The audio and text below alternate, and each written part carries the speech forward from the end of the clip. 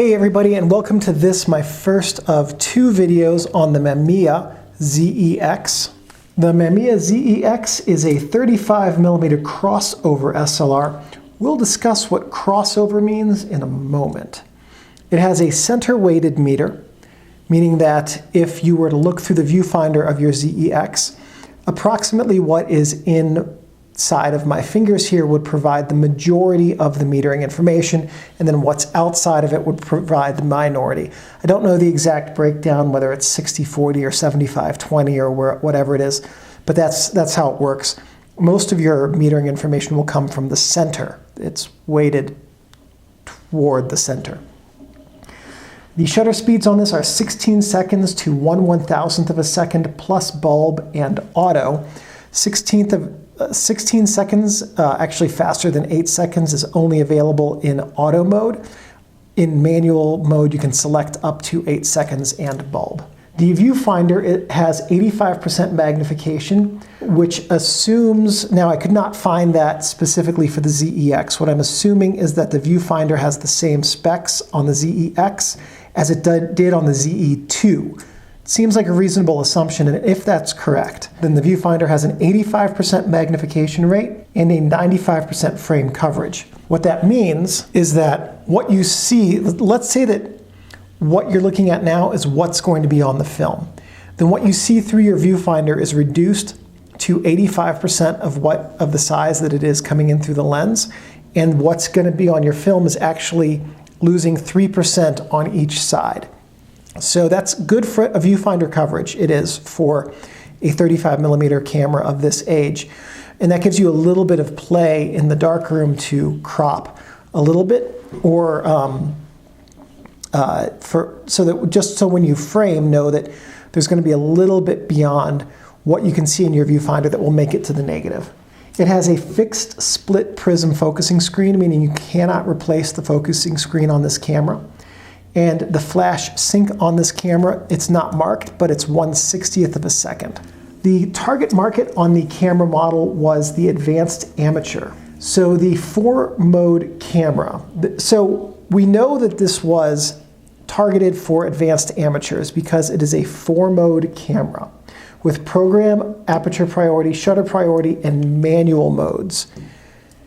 And none of those are marked on here, which is weird. I mean, we're going to get to how you know what mode you're in a minute, of course. Well, probably video 2. I forget the outline. I wrote it 9 months ago. Or longer, maybe a couple years ago. Anyway, most cameras of this camera's vintage, if you wanted to switch between modes, would have a switch saying mode, and this mode switch does not actually do that. All right, we'll figure it out, don't worry. The crossover feature on this camera allows a photographer to use either shutter or aperture priority mode as well as full manual, giving the photographer total control. Unless, of course, the camera decides that your settings are wrong, and then it does what it wants to anyway. The crossover, so basically what that means is that if you're in full manual mode, you've set your shutter speed to 1/1000th and your aperture to 1.56, and this you believe is correct. With any other camera, you take a picture and then you just move on, and it does what you tell it to. With this camera, it decides whether it thinks you're right, and if it doesn't, then it will do what it wants to anyway. So basically what it is it's a 4-mode camera with a mind of its own, and if it wants to shoot in program mode, it's just going to go ahead and do that. The crossover system can be disabled by flipping the fix button forward, and you'll notice on my camera here that you can see fix. If you flip that switch so that it's set like that, you now have full manual control, or aperture priority, or shutter priority. And the camera will no longer second guess you if you can read fix. Bit of a weird system, but if you're learning how to use it's a bit of a weird system. I mean, I could see its purpose being that if somebody wanted to have creative control but didn't want to waste film, that could work. The ZE-X has some weird incongruencies that professional cameras would simply not have. For instance, the f1.7 50mm lens like this one has on here display inside the viewfinder as having a maximum aperture of either f1.4 or f2 because the maximum aperture displays in the viewfinder. Also, the f3.5 lenses will show only f2.8 or f4. So, I mean, it's not the end of the world, but why? It seems like that should have been an easy thing to fix. Anyway, these are also, we know that they're not a professional camera and that they're for advanced amateurs because they are, quite frankly, exceedingly cheaply made. Boy. There are some critical parts in this camera which were made of very flimsy plastic. We'll get to see one of those in just a minute. And I know that what we're gonna, that's kind of like a nitpicky thing, but anyway, it's very frustrating very frustrating. In general, the specs on this camera are very subpar for high-end cameras, even for comparable high-end cameras of the same age. And the interface on this camera significantly lacks in the competitors in terms of convenience and ease of use. And that's unfortunate because this camera, frankly, looks great. It's very easy to use. It is very easy to use once you get the hang of it.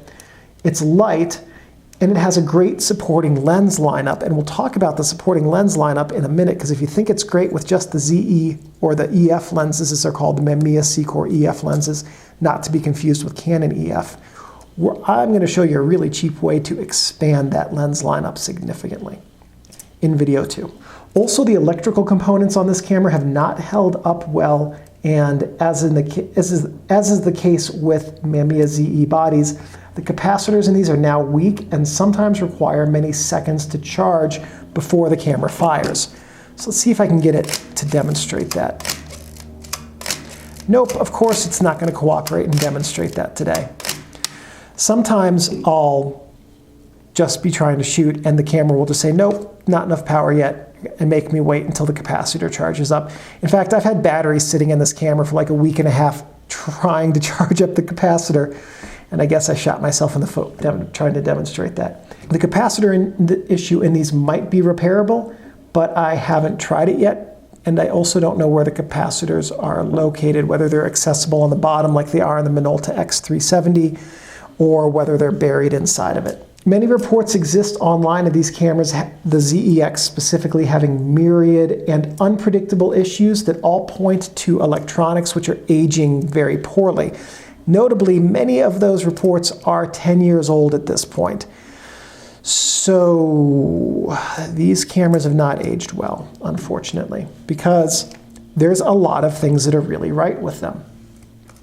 These were produced by Mamiya Camera Company in Japan from 1981 until likely 1984. Couldn't find an exact discontinuation date online, but in 1984, Osawa, who were making these or owned Mamiya at the time, I don't understand exactly how the corporate structure was set up between Mamiya and Osawa. But Osawa encountered financial issues, and that was when they apparently canceled all the Mamiya 35mm cameras, was 1984. This was preceded by the NCS 1000S, likely, but the NC lineup only had two bodies, the 1000 and 1000S. The ZE, a lot of the ZE series appears to be designed specifically for the series. Like, this looks and feels a little bit more like an NC body than some of the other ZE cameras do. It was made concurrently with the ZE, the ZE2, and the ZM, and it was followed by nothing. The ZE series was the end of Mamiya's 35mm camera offering, and this came at the end of it. So it's sad, I know. At any rate, while we are here, let's go over the camera's features as we do and talk about what each of them are. And in video 2, we'll talk about what each of them do and how to use them. We'll start on the front technically this time. These are the strap lugs, and this is where you attach your camera strap. On the top here, we have your ASA ISO dial, it's called. This is what you use to select your film ISO or your film speed. You just simply lift the ring and turn it to the speed that you want to shoot. If you're shooting just at box speed, select that number. If you're going to push or pull, feel free to select that number. We have the film rewind knob and lever and film back release right here. This, on the other side of the ASA dial, is your exposure compensation dial. So you unlock it by pushing this button, and then you can rotate your exposure compensation. It locks at 0, but is unlocked at the rest of the speeds. And it is marked in third stop increments, so you can adjust your exposure up to 3 stops in either direction, underexpose or overexpose in third stop increments. We have your mode fix button. This allows the crossover circuit to work, which will allow the camera to override what you think should be done. Oh, now it's not going to work for me. There we go. Okay. That's working again. That's good. If you flip this up, this gives you full control in manual aperture priority and shutter priority modes. Flash hot shoe. This little button right here is your shutter speed dial lock unlock button.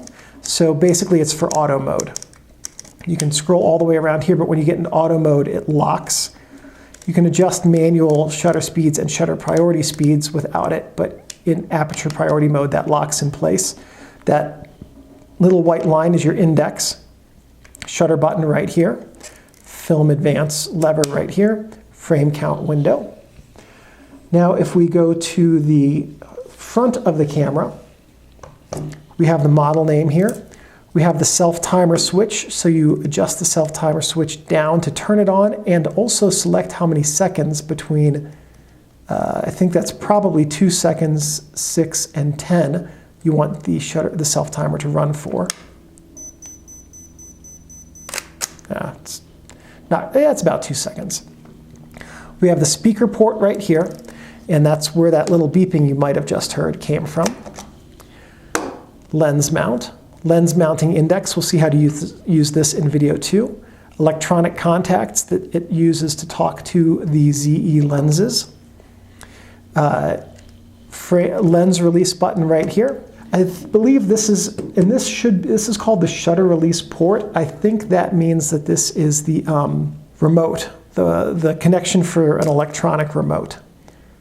Something I am certain I have never seen. And then that little plastic bit is from a Pentax camera, like a P-series Pentax camera, and keeps that safe. On the camera's back, we have the viewfinder cover lever. So you might be able to see there now a white dot has appeared. That white dot is incredibly useful as it lets you know that the viewfinder shade is down. So I'll show you what that does. You should be able to see light through the viewfinder. Now it goes away. So basically, if you're doing astrophotography, macro work, or something, a long exposure where you don't need the view to look through the viewfinder, you can close that shade once you're set to go, and light won't seep in through the back of the viewfinder and fog your film during a long exposure. The viewfinder itself, film memo dial, and then this is your multiple exposure lever right here. So if you want to do multiple exposures, you do it with that lever. And basically, I'll show you how it works in video 2, how to advance the film with the multiple exposure lever. On the camera's bottom, we have a mechanical advance coupling. So if you have the motor drive on here, that's the mechanical coupling for the advance. Film release button.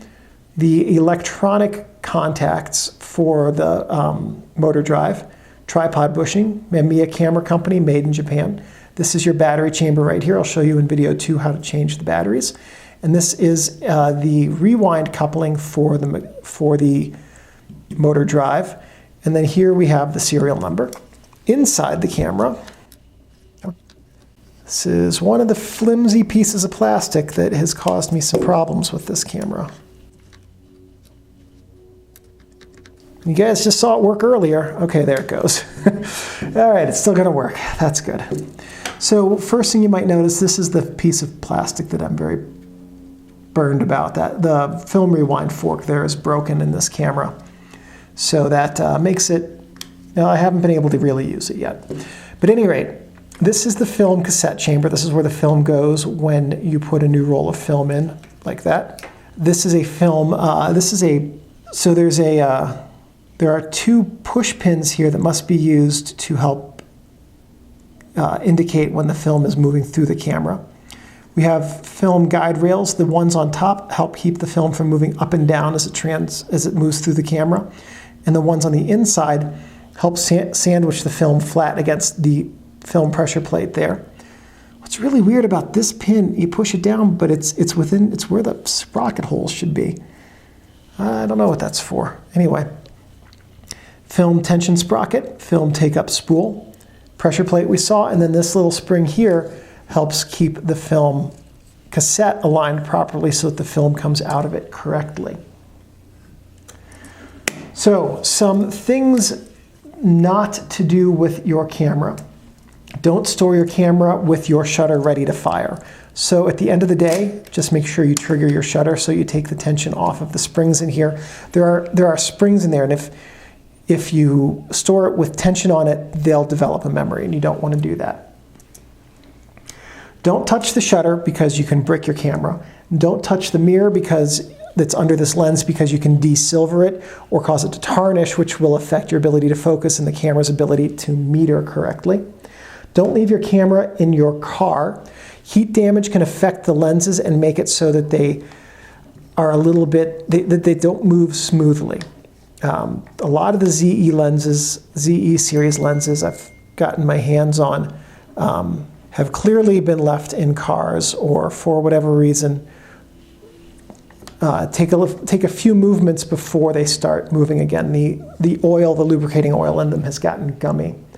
Also, leaving your camera in your car is just a good way to have it get stolen. And even if you just pop in to make a quick pit stop on your way home, it's a good idea not to leave your camera in your car because it doesn't take long for a window to get smashed in your camera bag to disappear.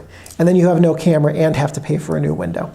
Also, don't store your gear. And another reason not to store it in your car, even if it's cold out, is that the lubricating oils will get thick and gummy and then they won't work properly when they're needed. Also, don't store your gear in a plastic bag because fungus can grow on the lens elements as well as in the camera, and a fungusy camera smells particularly badly when you put it up next to your nose. And don't let your camera get wet. These are not weather sealed and the electronics aren't holding up very well as it is, so help your ZE-X out and don't let it get wet because that'll help it live as long as it can. Just remember, your Mamiya ZE-X is a precision tool, and as long as you take care of your camera will take care of you. So if this video was helpful, please give me a thumbs up. That lets me know that I'm on the right track and that I'm producing content which is useful and helpful to you. If you have questions or comments, please leave those below. I'm more than happy to answer those, and I try to check every day or two. If you have suggestions or ideas for future videos, then please, by all means, leave those below. And if I have the technical know-how and equipment, I'm more than happy to make those. If you're an amateur photographer who has taken photos with a ZE-X and would like to share your work, comments are below.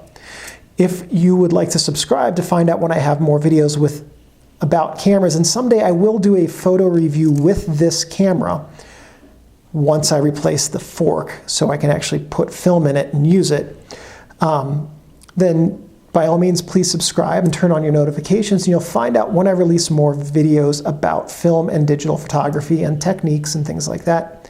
And lastly, thank you everyone very much for watching, and I'll see you in the second video.